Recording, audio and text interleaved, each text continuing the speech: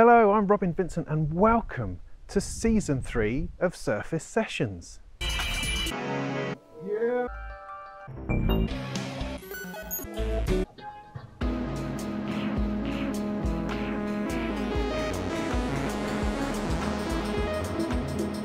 It's a whole new season focusing on a whole new Surface Pro. It's not the Surface Pro 5, of course, that would just be bonkers. No, this is the Surface Pro, the Surface Pro, I guess we're going to call it the 2017 because I don't know how else to define it really, because there will be more Surface Pros, no doubt, and it's all going to get very confusing. So the Surface Pro 2017, here it is, fighting my way through the Microsoft ordering system. I have acquired one. 2 weeks later, I got the keyboard as well. The pen, no, not due to the end of the month. But, you know, I have other pens I can use, that's okay. We'll look at that later on. If you're new to the channel then, hi, hello. What I do is I take a device as sublime as the Microsoft Surface Pro and I try to get it to make music.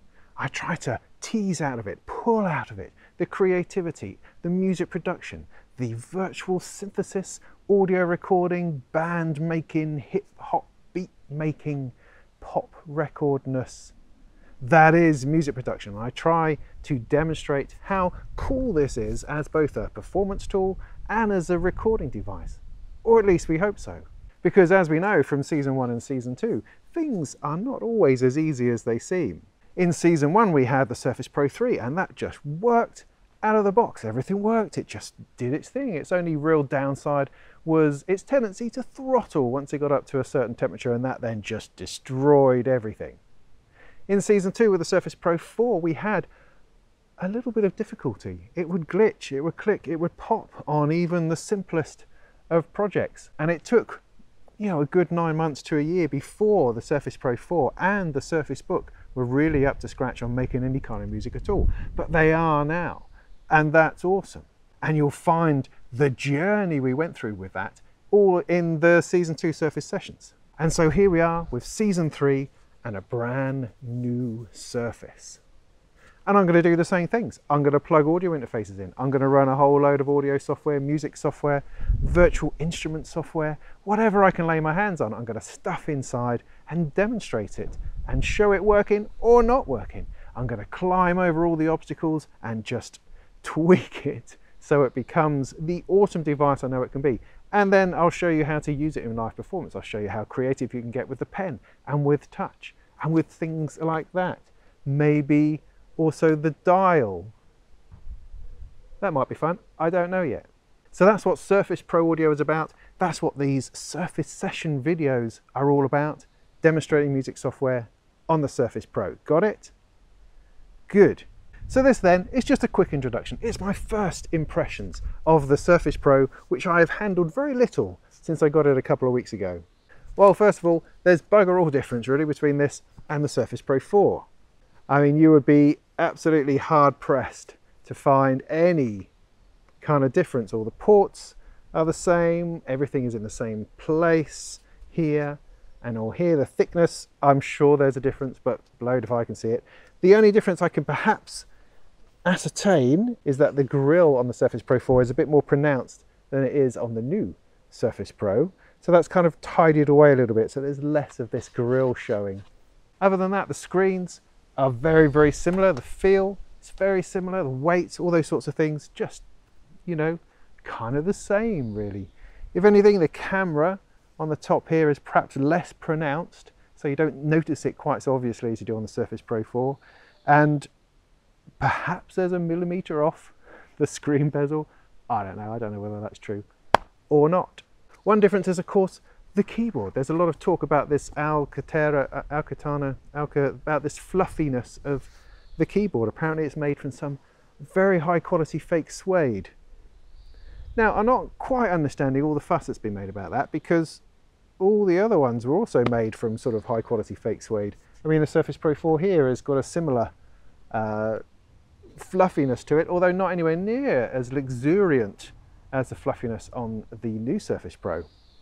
And then people are whinging about how that's going to pick up stains and mess and all that kind of thing, and I suppose that's possible, but it's not as if we haven't been there before. I mean, here's the cover of my iPad, which is about 5 years old, and you know, it's furry and it's flappy and it's a bit tatty, but tatty kind of like a favourite novel, like a favourite paperback book, if you know what I mean. Here's my Surface 3 cover, which is the one that hangs out in the kitchen that my kids play with all the time. This is a couple of years old, and it don't look bad.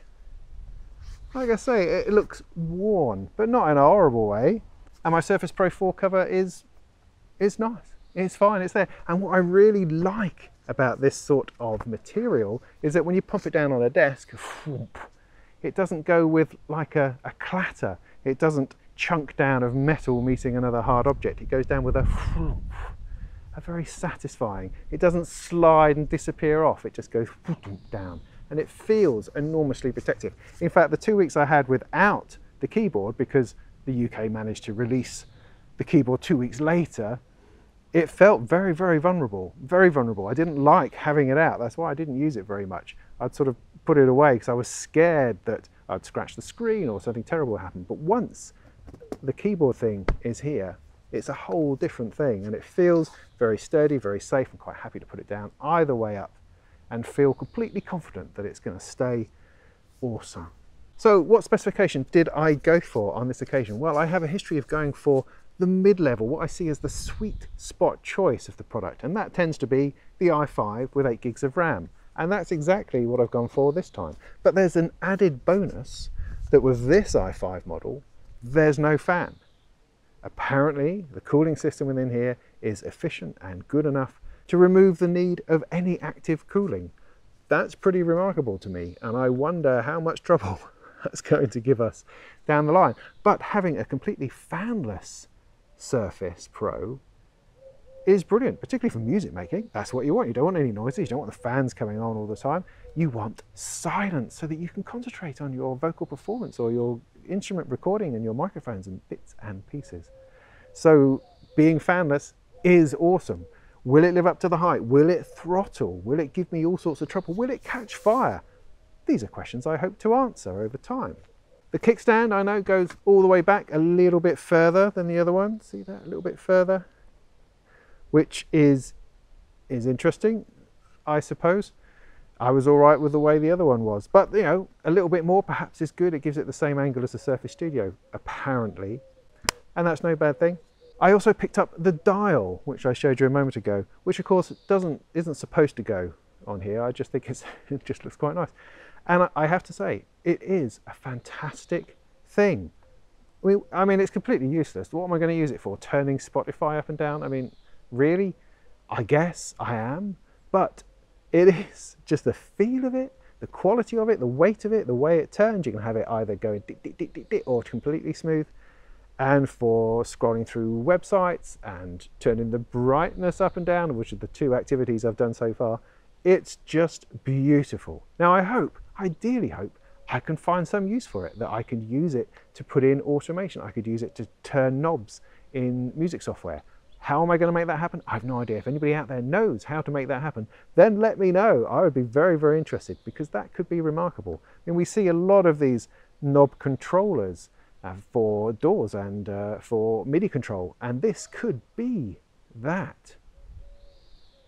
If someone can write an app that makes that happen, that would be great. So I'll be looking at that as well. But for now, that's more or less it. We have the same connections as we have with the Surface Pro 4. So there's no new sort of USB 3.1 or Thunderbolt to try out or anything like that, which we kind of hoped might have been there. But then if it was there, I wouldn't have anything to plug in because I don't have any Thunderbolt 3 devices. So we're just sticking with what we know, and we will approach it like the Surface Pro 4, plug everything in and just see what occurs. So that's the plan. Now my next video is going to throw us into the deep end, where I've installed on here a whole bunch of different bits of audio software, and I'm just going to run it and film it and see what happens, see if I can get sound out, see what the audio driver situation is like. I haven't installed any ASIO audio drivers, I haven't installed ASIO for all, or any USB audio interfaces, purely running on what this has to offer in terms of its headphone out and its speaker out. I just want to see what works I haven't tweaked it. All I've done so far is turned the power settings off, because it always annoys me when the flipping thing shuts itself down all the time just because I've gone to make a coffee. No, I'm a always on kind of guy. So that's the only tweaking I've done, and I'm just going to plow straight in and see what happens. That's what I do. This is what this is all about. So stay with us, sign up, subscribe, get into Facebook, Twitter, YouTube, anything you like.